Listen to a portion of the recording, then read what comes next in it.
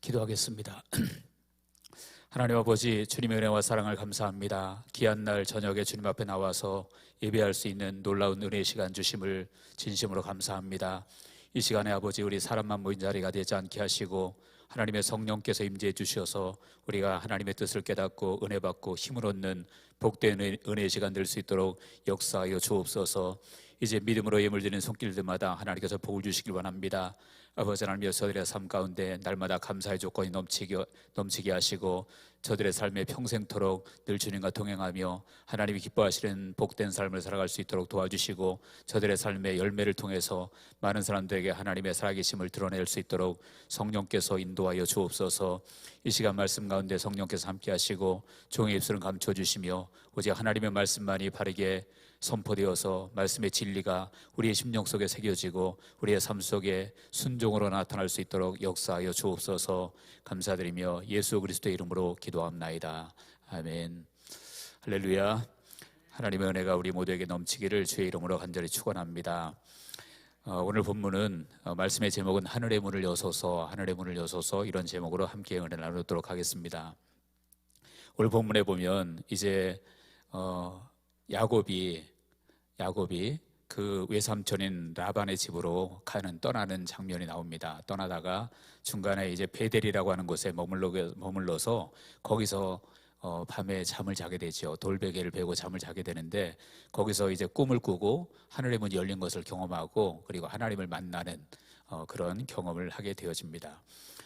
본문에 보면 이제 야곱이 그 아버지 이삭이 야곱을 불러서 당부를 하죠. 당부를 하면서 이제는 떠나서 내 외삼촌 라반의 집으로 가라. 그리고 거기서 내 아내를 만나서 그 라반의 딸들 중에서 아내를 취하라고 이렇게 말씀하면서 야곱을 보내는 장면이 나옵니다.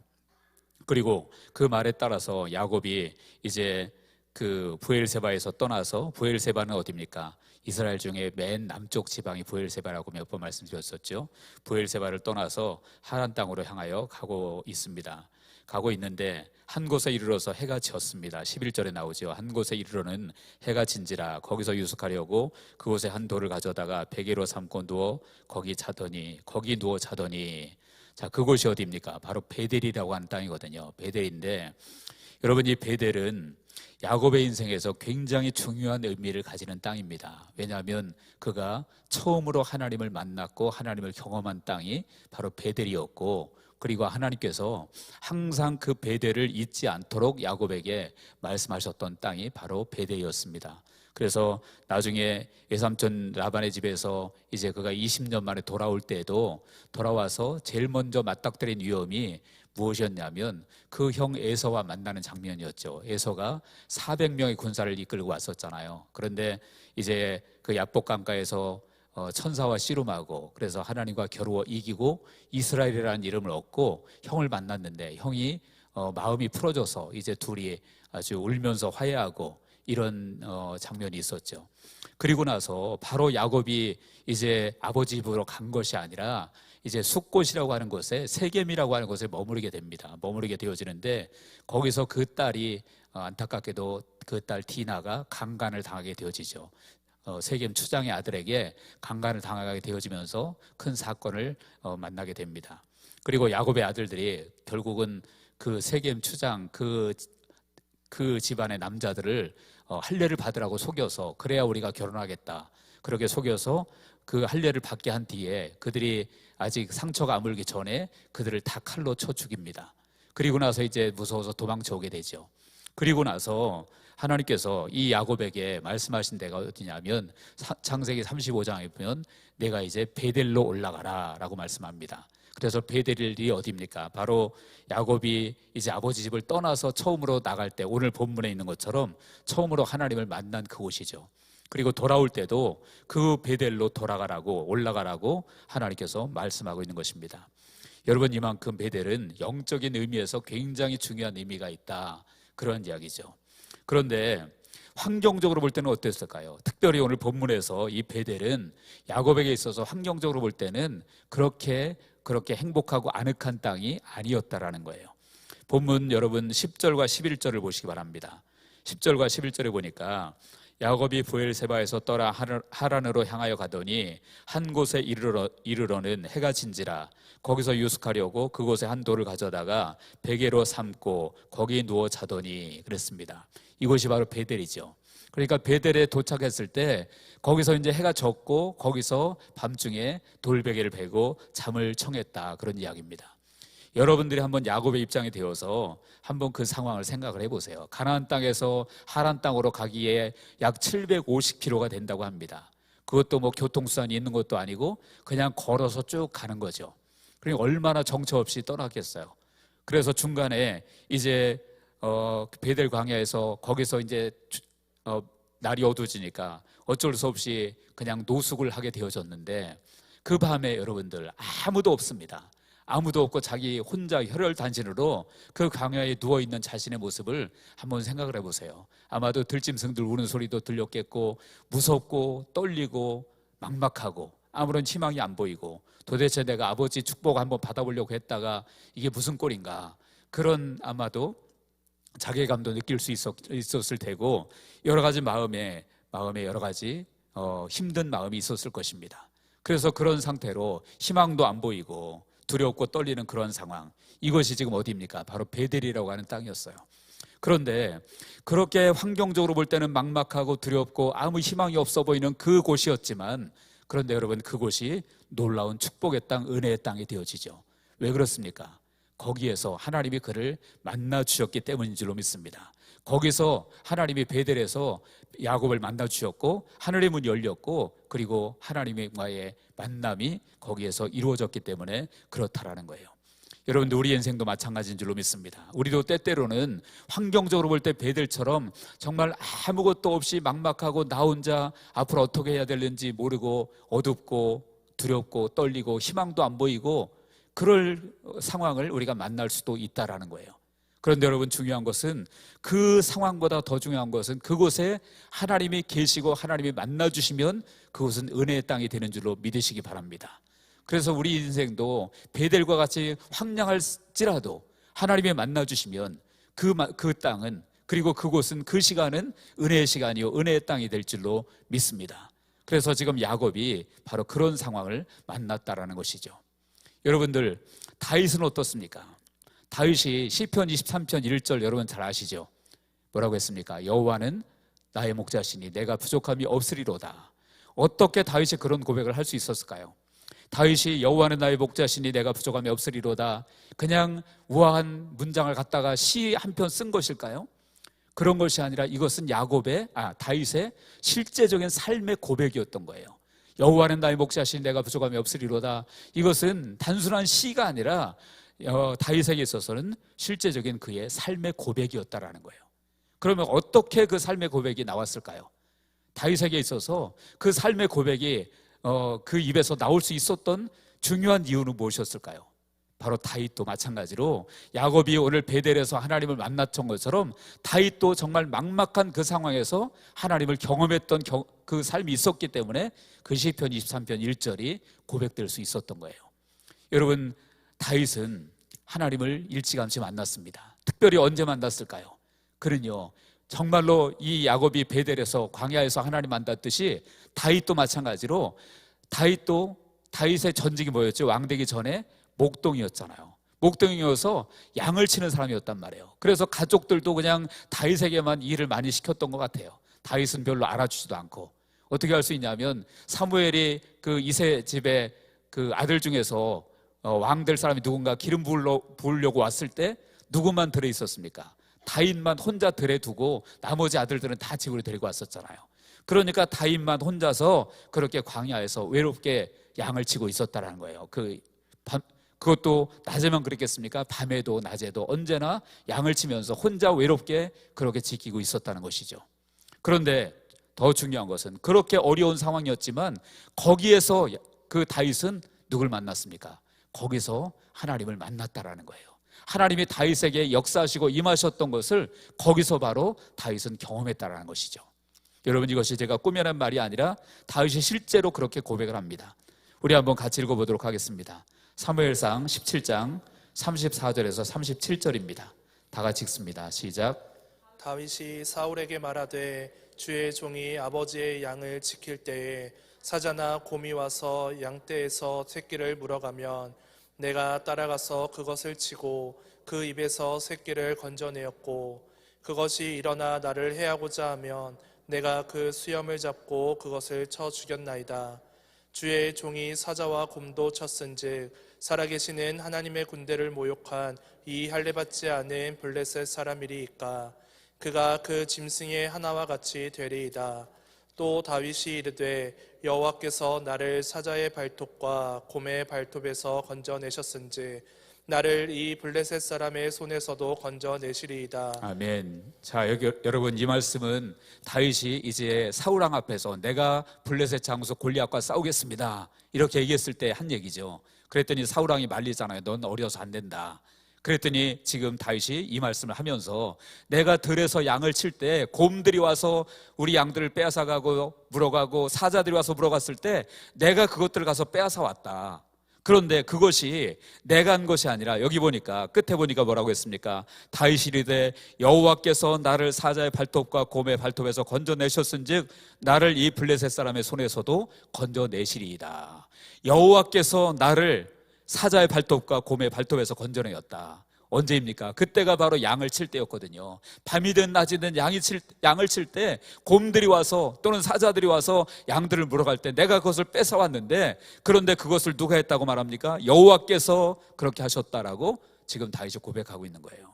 그러니까 다윗은 언제 하나님 만난 겁니까? 그 밤중에 또는 낮에 들판에서 아무도 없는 그곳에서 혼자 양을 지킬 때 그 곰, 사자, 여러분 중에 곰과 사자와 싸워서 이길 수 있는 분이 있나요? 아무도 없을 거예요. 저도 마찬가지고 누구도 싸우지 못하겠죠. 그런데 다윗이 그것들을 그 입에서 뺏어왔다, 이것이 하나님께서 하셨다라고 지금 말씀하고 있는 거예요. 바로 그 경험을 지금 누가 하고 있는 것입니까? 야곱이 지금 베델 광야에서 그 경험을 하고 있다라는 거예요. 막막하고 자기 혼자 있고 아무것도 할 수 없고 그리고 앞길이 보이지 않는, 희망이 보이지 않는 그런 상황이었지만 거기서 지금 누구를 경험하고 있습니까? 바로 하나님을 경험하고 있기 때문에 그 베델이라고 하는 땅이 저주의 땅이 아니라, 막막한 땅이 아니라 축복의 땅이 된 줄로 믿으시기 바랍니다. 그래서 우리들도 우리 인생에서 베델과 같은 경험을 할 수 있습니다. 또 다윗처럼 그렇게 나 혼자 헤쳐나가야 되고 아무 희망이 없어 보이는 그런 상황을 만날 수도 있지만, 그러나 거기에서 하나님은 여러분들을 만나 주실 것이고 그 하나님을 만나게 되어지면 우리의 인생은 새로워질 줄로 믿습니다. 그리고 베델은 새로운 땅으로, 축복의 땅으로, 은혜의 땅으로 되어질 줄로 믿습니다. 이 은혜가 저 여러분들에게 있어지기를 주의 이름으로 축원합니다. 그렇다면 야곱이 경험한 바로 그 은혜, 하늘이 열리고 하나님을 경험하고, 그래서 베델에서 그 경험을 했는데, 그렇게 하나님을 경험한 자가 받는 복이 무엇입니까? 오늘 야곱이 받은 복을 보면 그것을 알 수가 있는데 크게 두 가지입니다. 하나는 언약을 이어받았다라는 거예요. 언약을 이어받았다. 13절과 14절 보시기 바랍니다. 또 본즉 여호와께서 그 위에 서서 이르시되 나는 여호와니 너의 조부 아브라함의 하나님이요 이삭의 하나님이라. 자, 하나님께서 야곱에게 나타나셔서 나는 너의 조부 아브라함의 하나님이요 이삭의 하나님이라. 아니, 그냥 나는 너의 하나님이다 그러면 될 텐데 왜 굳이 아브라함의 하나님이요 이삭의 하나님이라고 말하는 것일까요? 그것은요, 아브라함에게 주었던 그 언약, 그리고 이삭에게 주었던 언약이 바로 너의 언약이 될 것이다 라고 하나님께서 말씀하고 있는 거예요. 처음에 이삭도 야곱을 이제 예삼촌 라반의 집으로 보내면서 이삭도 그 얘기를 하거든요. 4절에 보시기 바랍니다. 본문 4절에 보니까 아브라함에게 허락하신 복을 네게 주시되 너와 함께 네 자손에게도 주사 하나님이 아브라함에게 주신 땅, 곧 내가 거류하는 땅을 내가 차지하게 하시기를 원하노라. 그러니까 이삭도 야곱을 외삼촌의 집으로 보내면서 아브라함에게 주셨던 그 언약을 너에게도 주시기를 원한다라고 이삭도 축복하면서 보내고 있죠. 그리고 실제로 지금 본문에서 하나님께서 그에게 나는 너의 조부 아브라함의 하나님이고 이삭의 하나님이다, 그 얘기는 바로 아브라함에게 주었던 언약, 그리고 이삭에게 주었던 언약을 너에게 줄 것이다, 내가 언약의 계승자가 될 것이다 라고 말씀하고 있는 거예요. 그리고 그 언약의 내용이 무엇입니까? 땅을 줄 것이고 자손을 줄 것이라고 하는 얘기예요. 그래서 본문 13절 하반절에도 보니까 이삭의 하나님이라 내가 누워있는 땅을 내가 너와 함께 너와 네 자손에게 주리니 네 자손이 땅의 티끌같이 되어 내가 서쪽과 동쪽과 북쪽과 남쪽으로 퍼져나갈지며, 그러니까 땅을 줄 것이고 그 자손들이 후손들이 퍼져나갈 것이다. 아브라함에게 주었던 복과 똑같은 얘기죠. 그리고 이삭과 주었던 복과 마찬가지예요. 창세기 12장 7절에 보니까 여호와께서 아브라함에게 나타나 이르시되 내가 이 땅을 내 자손에게 주리라 라고 말씀하고 있고요. 또 창세기 16장 2절에서 4절을 보면 이삭에게도 동일하게 말씀합니다. 여호와께서 이삭에게 나타나 이르시되 애굽으로 내려가지 말고 내가 내게 지시하는 땅에 거주하라. 이 땅에 거류하면 내가 너와 함께 있어 내게 복을 주고 내가 이 모든 땅을 너와 네 자손에게 주리라 라고 말씀합니다. 그래서 아브라함에게도 이삭에게도 그 땅을 줄 것이고 그 다음에 후손들을 많게 할 것이다. 그 후손들에게도 복을 줄 것이다. 이렇게 약속을 하고 있습니다. 그리고 그 약속을 지금 누구에게 주고 있냐면 바로 야곱에게 주고 있다, 그런 말씀이죠. 그러니까 야곱은 뭡니까? 언약의 계승자라는 거예요. 아브라함에게 주셨던 언약, 이삭에게 주셨던 언약, 그 언약의 계승자가 바로 야곱으로 이어지고 있다, 그런 얘기죠. 그래서 하나님 만난 야곱이 받은 중요한 축복은 하나님의 언약을 이어받았다라는 것입니다. 또한 그가 받은 중요한 축복이 또 무엇입니까? 바로 임마누엘, 즉 하나님이 함께 하시는 축복을 그가 받았다라는 거예요. 본문 15절을 우리 한번 같이 읽어보겠습니다. 다 같이요, 시작. 내가 너와 함께 있어 내가 어디로 가든지 너를 지키며 너를 이끌어 이 땅으로 돌아오게 할지라. 내가 내게 허락한 것을 다 이루기까지 너를 떠나지 아니하리라 하신지라. 아멘. 여러분, 이보다 더 큰 복이 없는 줄로 믿으시기 바랍니다. 하나님이 야곱에게 뭐라고 말씀하시는 거예요? 내가 너와 함께 있어 내가 어디로 가든지 너를 지키며, 내가 너와 함께 있겠다. 그리고 내가 어디로 가든지 너를 지킬 것이다. 그리고 내가 내게 허락한 것을 다 이루기까지 너를 떠나지 아니하리라. 그러니까 처음부터 끝까지 하나님께서 야곱에게 약속하신 것이 너와 같이 있을 것이고 내게 허락한 것을 다 이룰 때까지 내가 너를 떠나지 않을 것이다. 임마누엘을 약속하고 있다라는 것이죠. 여러분, 이것이 가장 큰 축복인 줄로 믿으시기 바랍니다. 그래서 그 임마누엘의 축복을 하나님께서 야곱에게 허락하셔서 정말 그 임마누엘의 축복이 결국 후대에 누구에게 이어지냐면 그 아들이었던 요셉에게 또 그대로 이어지게 됩니다.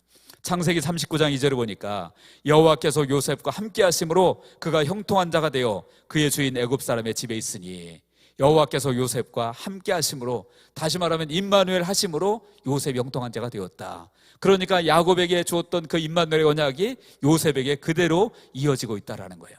이처럼 여러분, 야곱이 이제 그 베델에서 하늘이 열리고 하나님을 만나고 그에게 주어진 축복, 언약의 계승자가 되었고, 그리고 임마누엘의 놀라운 축복을 야곱에게 하나님께서 허락해 주셨다라는 거예요. 근데 여러분, 더 놀라운 것은요, 이 언약과 임마누엘, 이것을 야곱이 이어받았는데 그것이 야곱에게만 주어진 것이 아니라 저와 여러분들에게도 주어졌음을 믿으시기를 주의 이름으로 축원합니다. 어떻게 우리에게 주어졌습니까? 바로 예수 그리스도 안에서 그 복이 우리에게도 동일하게 주어졌다라는 거예요. 비록 혈통적으로는 우리는 이스라엘 혈통이 아니죠. 히브리 사람들도 아니고 유대 민족도 아니고 혈통적으로는 전혀 다른 혈통이지만 그리스도 안에 있게 되어지면 야곱에게 주었던 그 언약의 계승, 그리고 그 임마누엘, 그런 모든 복이 우리에게도 주어져 있다라는 거예요. 그리스도 안에서. 갈라디아서 3장 29절에 보니까 너희가 그리스도의 것이면 곧 아브라함의 자손이요 약속대로 유업을 이을 자니라. 너희가 그리스도의 것이면, 즉 그리스도 안에 있으면 아브라함의 자손이 된다. 그래서 그 약속대로 우리도 유업을 받을 자라고 말씀하고 있습니다.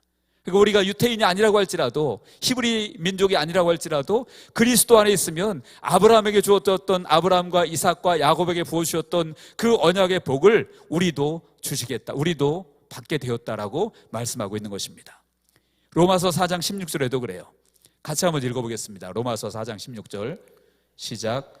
그러므로 상속자가 되는 그것이 은혜에 속하기 위하여 믿음으로 되나니 이는 그 약속을 그 모든 후손에게 굳게 하려 하심이라. 율법에 속한 자에게뿐만 아니라 아브라함의 믿음에 속한 자에게도 그러하니 아브라함은 우리 모든 사람의 조상이라. 아멘. 여기 보니까 그러므로 상속자가 되는 그것이 은혜에 속하기 위하여, 상속자라는 것은 그 유업을 이어받을 사람을 이야기하는 거죠. 그런 사람이 되기 위해서 끝에 보니까 아브라함의 믿음에 속한 자에게도 그러하니 아브라함은 우리 모든 사람의 조상이라.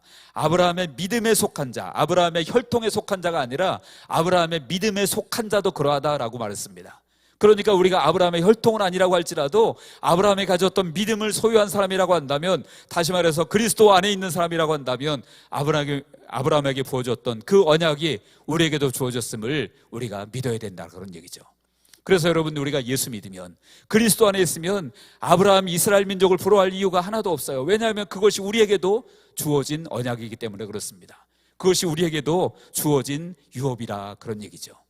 그리고 임마누엘도 마찬가지입니다. 임마누엘도 하나님께서 야곱에게 내가 너와 함께 있어, 내가 어디로 가든지 너를 지키며 너를 이끌어 있다고 돌아가게 할 것이고 내가 어디로 가든지 너를 지킬 것이다 라고 말씀하셨는데, 그 임마누엘의 약속이 여러분 야곱에게만 주어진 것이 아니라는 거예요.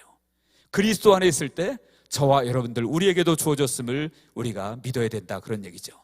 마태복음 1장 23절에 우리가 너무나 잘 아는 말씀이죠. 보라, 처녀가 잉태하여 아들을 낳을 것이요 그의 이름은 임마누엘이라 하리라 하셨으니, 이를 번역한즉 하나님이 우리와 함께 계시다 함이라.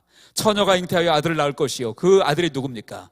바로 예수 그리스도잖아요. 그런데 그 예수 그리스도를 다른 이름으로 뭐라고 한다고요? 그의 이름은 임마누엘이라 하리라 그랬어요. 하나님이 우리와 함께 하신다 그랬어요.